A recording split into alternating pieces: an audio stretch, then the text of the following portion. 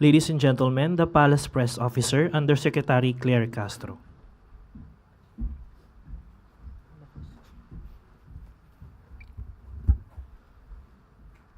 Magandang araw, Malacanang Press Corps. Tuloy-tuloy ang trabaho ni Pangulong Ferdinand R. Marcos Jr. ngayong araw sa gitna ng sama ng panahon sa maraming bahagi ng bansa. Kanina, personal na binisita ng Pangulo ang Baslay Highland Agriculture o Basiaco sa Negros Oriental na pinamamahalaan ng 487.55 hectares ng forest land sa ilalim ng Community-Based Forest Management Agreement o CBFMA.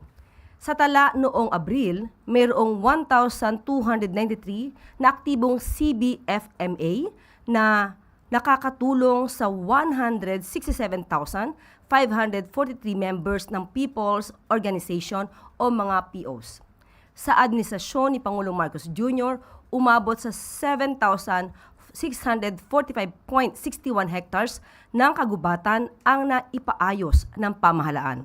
Aabot sa 50 POs ang nakatanggap ng tulong pinansyal at 14,460 trabaho ang naibigay sa ilalim ng programa.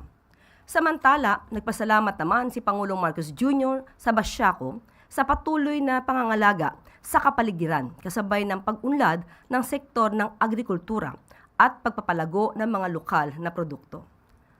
Pangunahing produkto ng Basiaco ay kape, kung saan umaabot ang kanilang produksyon sa 30,000 kilograms sa isang taon. Bilang suporta sa Basiaco, ipinatayo ng pamahalaan ang 2 agricultural greenhouses sa ilalim ng Farm and Fisheries Clustering and Consolidation Program. Mamayang alas 12, nakatakdang pangunahan ng Pangulo ang Bawat Bayan Makikinabang Program sa Negros Oriental. Inaasahang mamamahagi ang Pangulo ng tig-10 kilong bigas sa 2,230 beneficiaries mula sa barangays Talay at Cantil-E ng Dumaguete City sa ilalim ng Bagong Pilipinas Rice Program na bahagi ng Local Government Support Fund o LGSF ng pamahalaan. Kailangan buong sa 10 kilo ang makukuha ng bawat beneficiary. Hindi bawas, hindi kulang, kundi buong 10 kilo. Kung makakakuha ng hindi buong 10 kilong bigas, agad na i-report ang insidente sa Office of the President o dito mismo sa PCO. Libre lang din ang ayudang ito ng pamahalaan. Ibig sabihin, walang sinisingil na bayad ang gobyerno sa bigas o sa tulong na ibinibigay sa ating mga beneficiaries. Target ng Pangulo na mabigyan ang 386,673 beneficiaries sa buong Negros Oriental.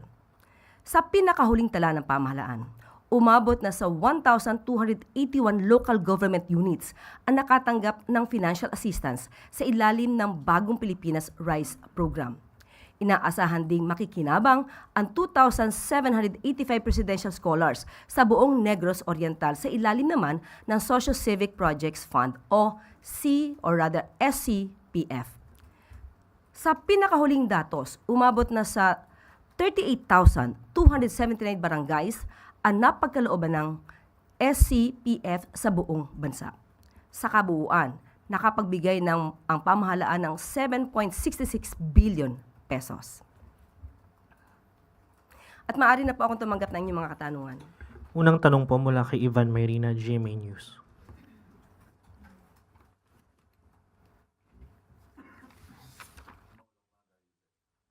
Yes, maulan. Napakalakas na ulan na umaga.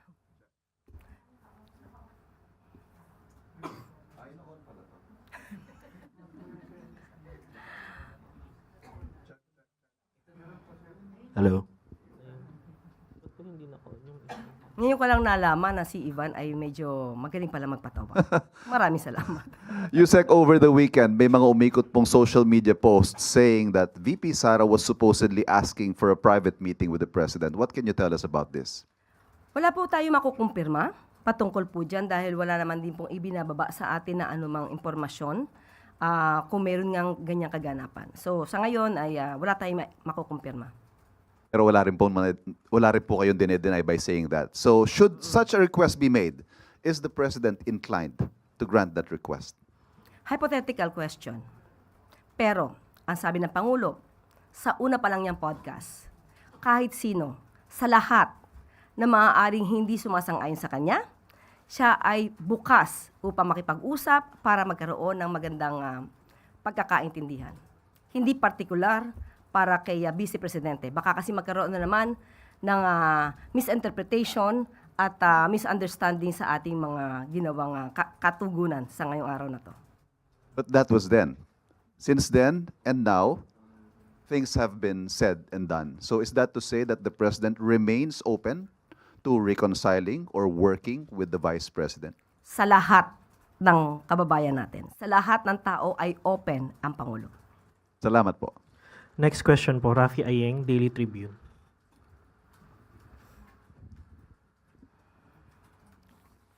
Good morning, ma'am. Ma'am, will there be a possibility na hindi na matuloy yung BARM polls dahil sa nangyaring insidente ng ambush sa isang mataas na official nila?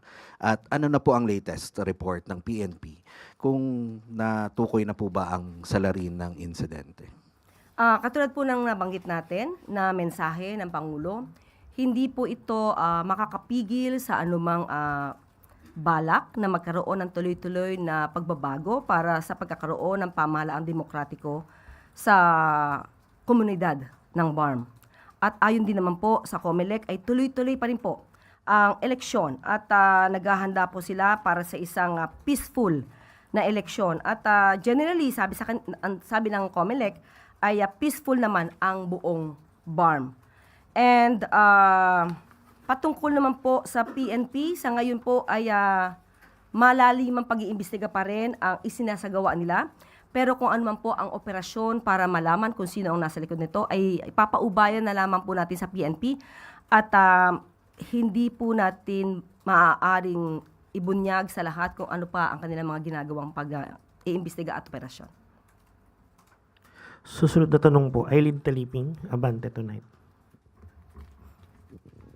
Yusek, may mechanism ba ang government para ma-check, verify, and validate yung mga, kung totoong mga deserving students na mga mahihirap na estudyante ang nakikinabang doon sa Presidential Scholarship Program ni Pangulo? Kasi mayroon pong isang umikot sa social media na anak ng kapitana ng barangay ang binigyan, unang binigyan ng scholarship. Kahit noon pa po ay nabanggit na po ng Pangulo sa meeting na dapat na ipaalam sa ating mga kababayan ang scholarship na ibinibigay ng ating pamahalaan. At gusto niya makarating ito sa kasulok-sulukang parte ng Pilipinas para kung sino man yung mga deserving na mga kabataan na nais na mag-aral pero kapos sa buhay ay dapat na matulungan at sila ang magiging pag-asa ng bayan. Yan ang nais ng Pangulo. At sa ngayon ay meron naman po na mekanismo na ipinatutupad. Ang criteria po ay dapat ay graduating college student at may risk na ma-drop out dahil sa kulang sa kanilang pantustos sa pag-aaral.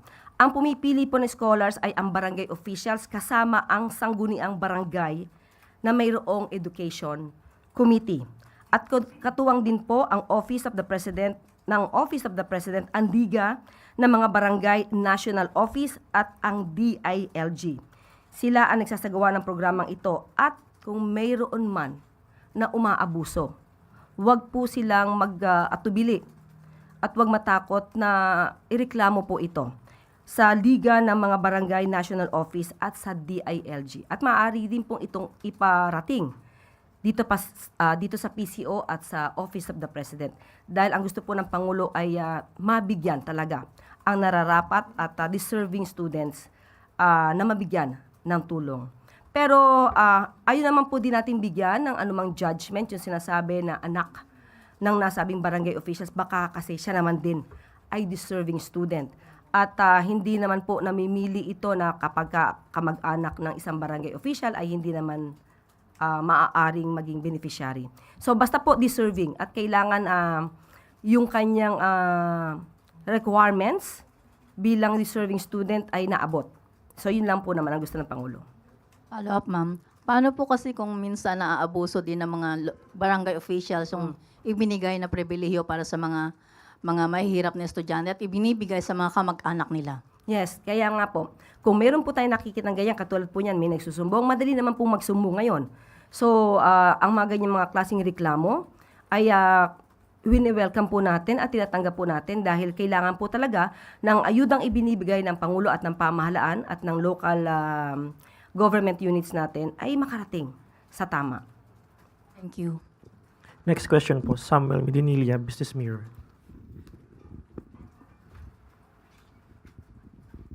Good morning, ma'am. Na-mention po ni President Marcos during po yung FOCAP forum last week na nagkakaroon raw po ng issue sa implementation ng infrastructure projects pagdating po sa absorptive capacity ng concerned government agencies at mga contractors. Paano po kaya ito i-resolve ng Marcos administration at may ensure na hindi na po ito maulit sa 2027? Yes, opo, nabanggit po yan ng ating Pangulo mismo sa isang sagot sa FOCAP.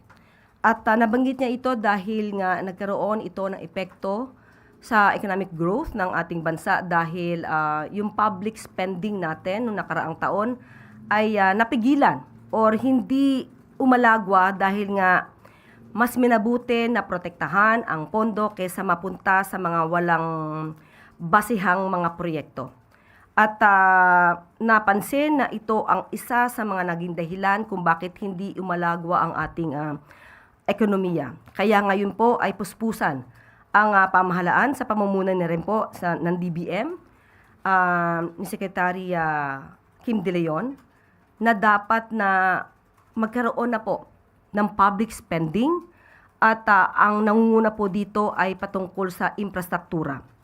At hindi po kailangan mag-alala, ang sabi nga po ng Pangulo, yan po ang tinitignan at kailangang balansihin. At ngayon ay meron po tayong ad hoc subcommittee on project implementation and results monitoring the infrastructures, no, na isinasagawa. So meron tayong Infracom na maaaring tumingin po dito at para maibigay ang mga proyekto sa tamang mga kontraktor. Tanong ko lang, follow-up lang po.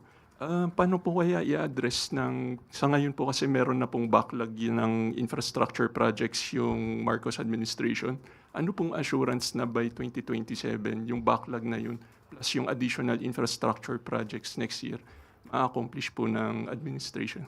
Yan naman din po ang gustong mangyari at naipangako ni DBM Secretary Kim De Leon. Pero hindi naman dahil sa nagmamadali tayo ay hindi na natin i-assess o i-evaluate ang mga programang at mga proyekto na isasagawa sa ngayon. Nandun pa rin po ang pag-iingat, pero mas mabilis na po ang pag-release ng pondo ngayon basta po mapatunayan lamang na tama po ang proyektong gagawin. May naging commitment po kaya yung DBM at saka yung DPWH kay Pangulo pagdating sa pag-address ng absorptive capacity? Yun po ang gusto ng Pangulo, kaya yan din po ang pinangako nila sa ating Pangulo. Thank you po. Next question po, Harleen Delgado, ABS-CBN. Good morning, Yusek. Yusek, I understand there's already a legitimate memo, but earlier there's this supposed fake memo that circulated on social media about the suspension of in-person government work in classes. Just wondering, Yusek, na-trace na ba yung source and would the palace seek legal action over this? Sa ngayon ay inaaral po natin yan at ang sabi nga po natin lahat ng mga nagbibigay ng mga ganitong klaseng mga impormasyon na maaari makaapekto sa ating mga kababayan ay hindi po palalagpasin. So aalamin po natin kung saan ito nanggagaling at medyo ang bansa po natin talaga ay bugbog na sa fake news. So hindi lamang po PCO, hindi lamang po ang pamahalaan ang magsasagawa ng anumang pag-iimbestiga rito o pag-assess.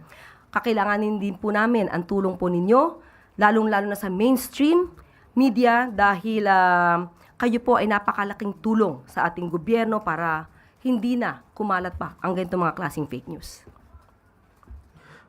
Huling tanong po, Alvin Baltasar, Radyo Pilipinas. Yusek, good morning. Pahabol na lang po. Kasi sa isang panayam, sinabi ni Congressman Erice na pinagsabihan daw siya ni DOTR Secretary Vince Dizon na isi-zero allocate daw siya amid his request na isang proyekto doon sa C3 sa may Caloocan. Tungkol dito, Yusek, nakakausap niyo ba si Secretary Vince at talaga bang sinabi ni Secretary Dizon yun kay Congressman Erice? Actually po, nung nadinig ko na sinabi po niya yan, na siya daw ay nakausap, na pagsabihan ni Secretary Vince Dizon na siya ay magkakaroon ng zero allocation dahil siya daw ay nakakapanira sa gobyerno dahil sa kanyang mga sinasabi. So, ang una ko pong ginawa ay hindi tayo muna nagbigay ng anumang komento, tinawagan mismo natin si Secretary Vince Dizon at ipinaalam natin kung ano ang tinura nitong si Congressman Erice sa isang panayam. At yan po ay pinasinungalingan mismo ni Secretary Vince Dizon dahil hindi po niya nakakausap si Congressman Erice patungkol sa kanyang pagbibintang.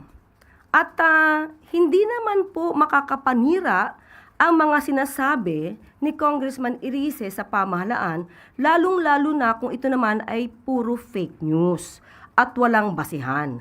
So, walang magiging dahilan para siya ay katakutan at hindi natatakot ang gobyernong ito sa anumang pagbabatikos. Dahil kung anuman ang mga mensahe ng ating mga kababayan, yan naman po ay tinatanggap at inaalam ng Pangulo para malaman kung ano ang kulang, kung ano ang dapat gawin. Pero yung mga mensahe na walang basihan, hindi po to nakakapanira sa pamahalaan. Hindi to nakakaapekto. Pero dapat po na ituwid dahil mayroon nagmamalaki kung ano-ano ang sinasabi sa pamahalaan, yun pala, galing lang sa kanyang sariling bibig na walang anumang ebidensya. Pero ang sinasabi ni Congressman Erice doon din sa interview, Yusek, kung ano lang daw yung sentimiento ng tao, yun lang yung sinasabi niya. For example, sabi raw nung mga sa sentimiento, wala naman daw mangyayari doon sa flood control. Ng mga tao, sabi ng mga tao. Pero yun ine-air niya lang, base na din doon sa damdamin ng mga taong bayan. Sabi. So, dyan pa lang maliwanag na nung hinanapan natin siya ng ebidensya, ay wala siyang maipakita. Nung hinanapan natin siya ng ebidensya, maliwanag ang kanyang sinabi sa isang panayam sa channel, sa News 5, na sinabi na laglagan, na hindi madidimanda o makakasuhan si Speaker Romualdez at dahil laglagan na. Hindi yun. Maaaring sabihin lamang na base sa sentimiento. Ile-level up niya ang sarili niya dahil siya isang congressman. So, hindi siya pwedeng iparot lamang kung ano sinasabi ng ibang mga tao na walang basihan. Siya, kailangan ng basihan, kaya natin siya hinahanapan ng ebidensya. So, nung sinagot natin siya dito, hinanapan natin siya ng ebidensya, at kung may ebidensya siya, mauna na siyang magsampa ng kaso. Tayo po ay bumabase mismo kung ano ang ating dala-dalang ebidensya, kung ano ang meron tayo, at hindi po tayo dito pamema lang. So, yun ang pinaka-importante dito, ebidensya. Follow-up question po, si Ivan Mayrina. GMA News. Ma'am, naitanong na po ito sa inyo last week, but I just like to follow up on this. Nakausap niyo na po ba ang Pangulo tungkol sa nabanggit na leadership funds and what did he have to say about it? Yes, nakausap po natin. Sinabi niya po na wala talagang itong pinag-usapan dahil nung pag nag-uusap sila at nagre-report si Secretary Manny Bonoan, hinahanapan niya ng proyekto at dapat ang proyekto ay base sa pangangailangan ng lugar, ng bayan. Ang pondo binibigay sa proyekto, hindi sa tao. Kaya siguro nabanggit niya na equitable distribution ang nais ng Pangulo dahil yun ang utos ng Pangulo. Pero when it comes to leadership fund, Never po ito nabanggit sa Pangulo at ito din po ay dininay ng economic team. So kung meron man silang pag-uusap among themselves dito sa DPWH, hindi po ito kailanman naging programa ng Pangulo. At hindi po nakalagay ang leadership fund sa GAA. Yan din po ay tinanong natin mismo sa DBM. Wala pong leadership fund dito sa GAA. But as it appears in former Secretary Bonoan's affidavit, ang leadership funds daw po, or at least internally, that's what they call it, came about upon the President's instructions na tugunan yung kabawasan sa mga priority projects dahil nga nagsisingit ang mga legislators. So, are we still saying na hindi ito alam ng Pangulo, even if it appears, like I said, na ito po ay bunga ng kanyang utos? Yeah, ang utos nga niya ay dapat maging maayos ang lahat ng proyekto. Ayokong sabihin pinagalitan si Secretary Manny Bonoan. Pero nung huli kami nag-usap na Pangulo, sa mukha niya, yun ang gusto niyang sabihin kay Secretary Manny Bonoan, ayusin mo ang trabaho. Panghuli po, this question needs to be asked. Pag meron hong ginawa ang mga underlings mo, ang mga tao sa ilalim mo, na hindi mo alam, ang tawag po kasi ng ordinaryong tao doon nalusutan. Is this to admit na nalusutan ng Pangulo at least on this particular point? Kaya nga po, ano ang ginawa ng Pangulo nung nalaman niya na may anomalya sa DPWH? Dahil mali na yung report ni Secretary Manny Bonoan, ang ginawa agad ng Pangulo, nagpaimbestiga. Wala naman magagawa ang Pangulo kung hindi paimbestigahan yan, dahil kung meron kayong ginawang anomalya dyan, dapat managot ang lahat ng dapat na managot. Hindi po ito pinabayaan ng Pangulo. Sorry, one final point. Does the President believe that former Secretary Bonoan should be or deserves to be a state witness? Hindi po napag-uusapan po yan. So, depende na po yan sa korte, depende na po yan sa prosecution, sa ombudsman, sa state prosecutors, pero hindi po napag-uusapan ang patungkol sa issue kung kinakailangan maging state witness si Secretary Manny Bonoan. Thank you. Yun na pong huling tanong, Yusek. Back to you po. Maraming salamat. Alinsunod sa layunin ni Pangulong Ferdinand R. Marcos Jr. na unahin ang sektor ng edukasyon, naglaan ang Department of Budget and Management ng 9.753 billion pesos sa Commission on Higher Education or CHED upang matugunan ang kakulangan sa pondo ng 108 state universities and colleges para sa free higher education program ng pamahalaan. Galing din ang pondo sa mga pondong nakapaloob sa Fiscal Year 2026 General Appropriations Act at sa Higher Education Development Fund. Ayon sa DBM, sa pangunguna ni Secretary Kim Robert De Leon, ang pondo ay para sa naipong obligasyon mula academic years 2022 to 2023, 2023 to 2024, at 2024 to 2025. Ang CHED sa pamamagitan ng Unified Student Financial Assistance System for Tertiary Education o UNIFAST ang namamahagi ng pondo sa mga kwalipikadong state universities and colleges alinsunod sa umiiral na mga patakaran. Mahalaga ang hakbang na ito ng pamahalaan bilang tugon sa hangarin ng Pangulo na iprioridad ang edukasyon. Ngunit kailangan tiyakin na maingat at responsable ang paggamit ng limitadong pondo ng gobyerno.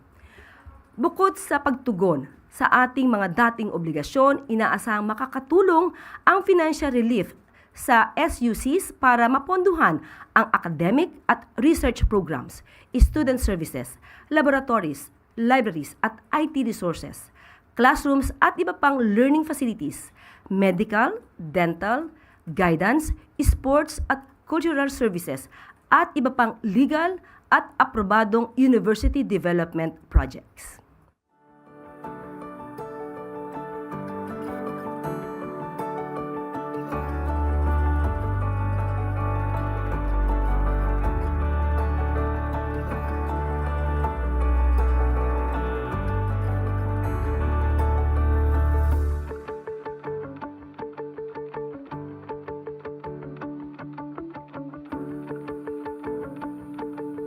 Dito na po nagtatapos ang ating press briefing. Tandaan po natin, ang bagong Pilipino ay hindi sa pasigaw-sigaw o pagtaas ng boses sa kanyang mensahe idinadaan ang pagpansin sa pamahalaan, kundi sa lehitimong ebidensya. Hindi bumibida na paghinanapan ng basihan, iibahin na ang usapan. Magandang araw para sa bagong Pilipinas.